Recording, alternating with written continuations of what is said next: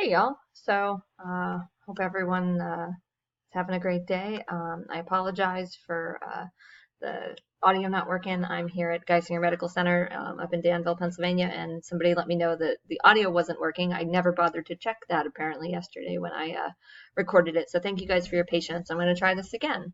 This is either going to be much shorter but much less detailed, or I'm going to like ramble on for 15 minutes because I have no idea. I'm not in the right frame of mind. But anyway, so here's our agenda for today. This was actually also what we did in class on Monday on ACE Day. So obviously the sacred writing time and the sharing out the articles are things that we did yesterday when our blocks were a little bit longer, but we're not going to worry about today with you guys.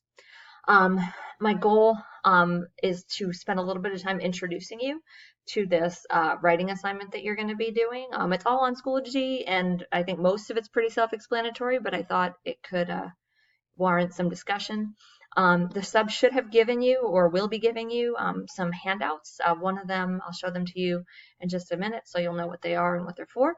And your homework tonight is to just work on this writing assessment and work on the second homework assignment, which is sacred writing time questions, which I'll show you in a second. Basically, these two assignments are what we're working on today in class, like Monday, Tuesday in class, and also on day 59, which is Wednesday, Thursday in class.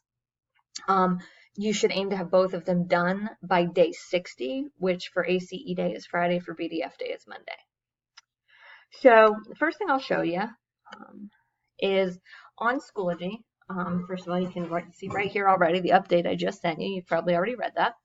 On your class Schoology page, you see two new assignments over here. We're going to take a look at this one, the extra sacred writing time prompts first.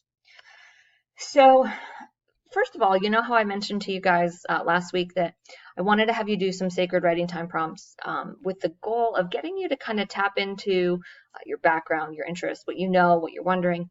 So we have a starting place to help us identify good topics for our research papers. And so I had this whole list of like sacred writing time prompts that I liked, but I realized, to do one prompt per day would take weeks to get through them, and we really don't have that because we need to get started on finding our topics and narrowing them down and whatnot. So what I'm asking you to do is, as a homework assignment, complete several sacred writing time prompts. You should spend no more than 5 minutes on each one. These are sacred writing time. So I don't want you to spend 20 minutes on a given prompt just because you're not doing it in class. These are exactly the same thing. I'm just asking you to do several in a row so that we can sort of have them as a base to pull from. I would suggest not doing them all at one shot. Do them one at a time, kind of over the course of the next, 3, 4, 5 days, because I feel like, if you start to answer one of them, you might get caught on like a single idea, and then when you go to answer the next one, you're only going to be able to think about that same thing you just thought about, because that's the way our brains work. So I feel like, if you do one and then come back to them and do one and then come back and do another one, like give your brain a little bit of a break, that I think will help you get kind of the diversity of ideas that we're going for. The goal here isn't to commit to a day for your research project. It's to give us sort of a physical list of potential ideas to talk about and to pull from. I'm asking you to do these in your sacred writing time notebooks, so please make sure you take those home with you. Just because I'm giving you the questions on Schoology like this, there's nothing to submit. It's not going to tell you. It's going to tell you can't submit anything, because I don't want you to submit anything on Schoology. I just want you to do it in your sacred writing time notebooks, and make sure you have those notebooks in class on Friday for ACE, Monday for BDF. All right, that's the short, simple, easy assignment. This is your other one. So I'm going to zoom in here a little bit so we can read better, because I have old eyes. Okay, so here I've got two things. The first part is kind of the prompt in red, and then down here I have some suggestions, some ways to attack this that I think will help you out. So here's your prompt. Develop a position on the most important factors a school should consider when making decisions about grading practices. Include a recommendation of a specific change you would like to see take place in your school, justifying how it would work and why it would be helpful. This tells you to address your argument like a letter, to the appropriate audience based on what you're suggesting should be done. So if you're calling for like a systemic, school-wide or district-wide change, I mean, that's probably going to go to somebody like Dr. Riker or the school board or maybe Mr. Davis. If you want, a teacher to give you different types of assessments, to use different assessments to calculate your grade, that needs to be aimed at a specific teacher. So that's your call, depending on what you're asking for. I'm going to come back up here to the prompt. We're going to come back up here to the prompt first. So the first thing you should know is that this prompt is modeled off of an AP synthesis prompt. This whole develop a position on the most important factors a school should consider. That actually is very similar to wording from previous synthesis prompts. So it is asking you to make an argument. It's saying develop a position, but it's telling you to develop a position on the most important factors. So basically your argument is, I believe that X, Y, and Z are the most important factors. What you fill in there, could be different for everybody. So what is a factor? Well, one factor that schools might consider would be student mental health. Another factor they might want to consider is that they're preparing students for college where grades are a reality. They might want to consider like student-teacher relationships and the impact that grades has on those. You can really go anywhere you want with this. This assignment, I apologize, I got distracted. So you choose the factors that you think should be considered, but the second part of the prompt says include a recommendation of a specific change you would like to see take place in your school, justifying how it would work and why it would be helpful. That's like a secondary task.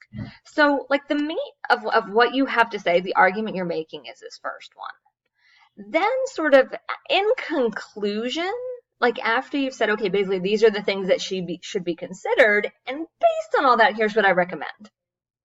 That's going to be kind of the way you're wrapping it up. Okay? When I say address your argument like a letter, I mean literally write, dear so-and-so. Now the goal here is twofold because we're sort of wrapping up this grading unit, so we want to be talking about the content of the ideas, but the goal here is really about applying the skills from they say, I say. So we're looking specifically at summarizing, quoting, responding, inserting a naysayer, addressing the so what, who cares, all of those sorts of skills are kind of what we're aiming for. You are expected to use sources for this paper, for this writing. You can use the sources that informed your opinion. So I suspect it's going to be one of two things: either from the text set, the Afzal, the Leahy, the Walker, the Wenke, the Perez, the Schwartz, one of those, or from the one that you found. I'm sorry that BDF Day didn't really get to spend any in-class time talking about it. But you could certainly use that source. That's why I had you look for it. It wasn't just for the sake of making you go do it. All right, so how do we approach this task? Well, first of all, before we get to that, I want to show you the two docs that the sub should have given you. The first one is this they say, I say skills checklist. You've seen this before electronically, but I wanted to give everybody a hard copy. I edited it since you saw it last. I took away some redundancy. I combined some things. I also added a naysayer and the so what, who cares down here. This is a really great checklist to use for like self-evaluation and sort of proofreading and making sure that you're working to the best of your ability, because this tells you everything you need to consider for each of these moves. So we'll be using that particularly next week, but I wanted to give it to you now because you can use it as you're crafting your draft. The other thing that the sub should have given you was this document.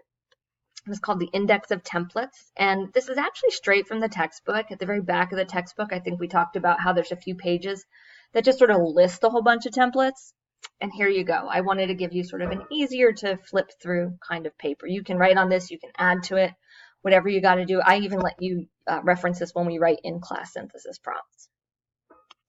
Okay. So, how do you attack this? Because this is like a really big thing. So my suggestion is this.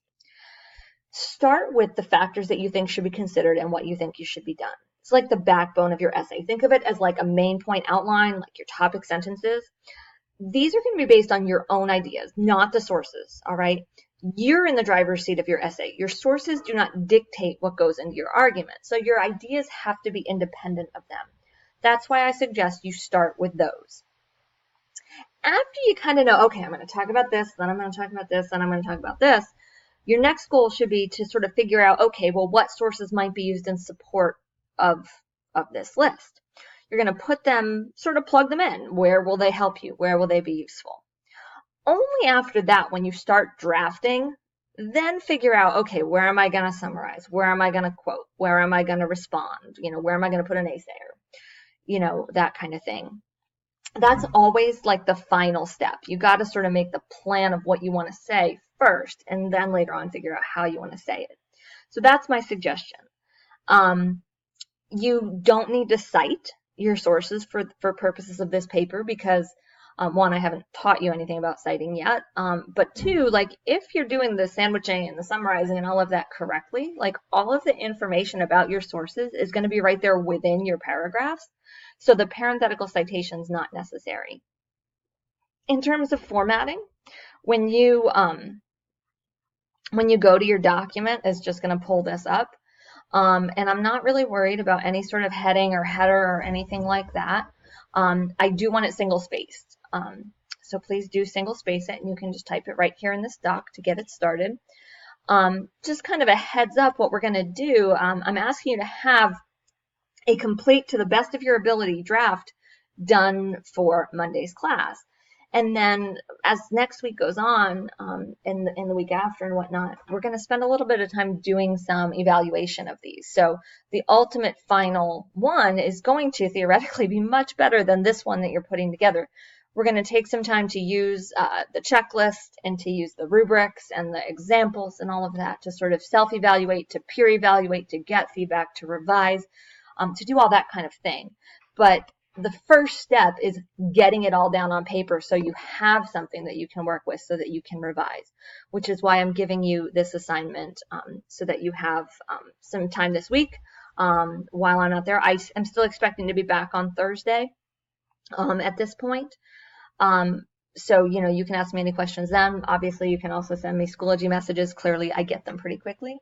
But this is your homework and your classwork, both today and next class. So please, I apologize again for the fact that the video wasn't working. As soon as I could, I asked if I could get into a quiet room, and they tucked me into this little exam room. It sounds like the acoustics are pretty good in here. I hope that's coming through.